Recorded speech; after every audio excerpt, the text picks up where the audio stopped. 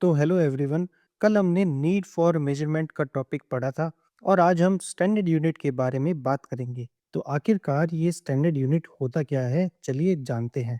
जब हम मेजरमेंट की बात करते हैं तो सबसे बड़ा सवाल मन में आता है कि हम मेजरमेंट को किस यूनिट में मेजर करें।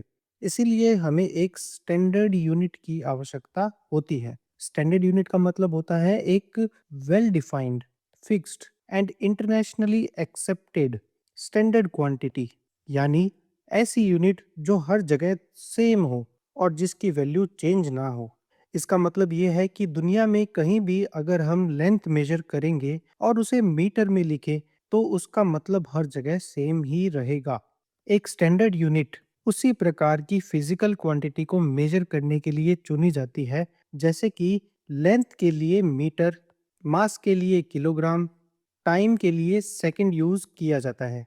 हम लेंथ को सेकंड्स में मेजर नहीं कर सकते हैं।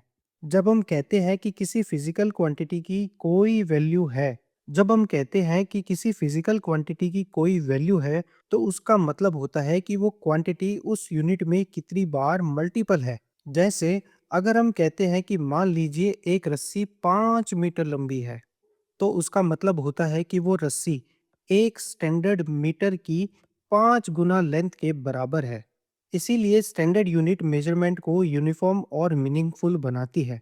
बिना यूनिट्स के मेजरमेंट का कोई मतलब नहीं होता है।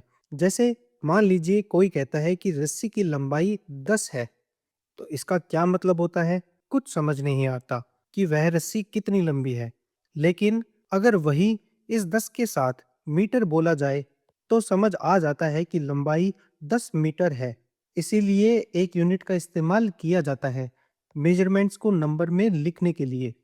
चलिए अब हम यूनिट्स की इंपॉर्टेंस के बारे में भी बात कर लेते हैं। नंबर 1 पॉइंट, एक यूनिट मेजरमेंट को यूनिफॉर्म बना देती है। नंबर 2, पूरी दुनिया में उस यूनिट को एक्सेप्ट किया जाता है। नंबर 3, यूनिट्स साइंटिफिक कंपैरिजन को पॉसिबल बनाती है, यानी हम अलग अलग क्वांटिटीज को सही तरीके से कंपेयर कर सकते हैं। चौथा पॉइंट, कोई भी कंफ्यूजन या एरर नहीं बचता। पांचवा point, trade, science, communication, engineering, medicine, हर तरीके की फील्ड में यूनिट का इस्तेमाल किया जाता है। छठा पॉइंट, कितनी भी बड़ी क्वांटिटी हो या चाहे कितनी भी छोटी क्वांटिटी हो, यूनिट्स की मदद से हम उनके मेजरमेंट को एक्सप्रेस कर सकते हैं। किसका इस्तेमाल करके? प्रीफिक्सेस का इस्तेमाल करके। जैसे कि हम किलोमीटर को मीटर में बदल सकते हैं, मीटर को सेंटीमीटर में बदल सकते हैं, सेंटीमीटर को मिलीमीटर में बदल सकते हैं। चाहे कितनी भी बड़ी क्वांटिटी हो, चाहे कितनी भी छोटी क्वांटिटी हो, हम उसको मेजर कर सकते हैं। तो आज की इस वीडियो को हम यहीं पे समाप्त करते हैं और कल की वीडियो में हम पढ़ेंगे desirable characteristics of a standard unit.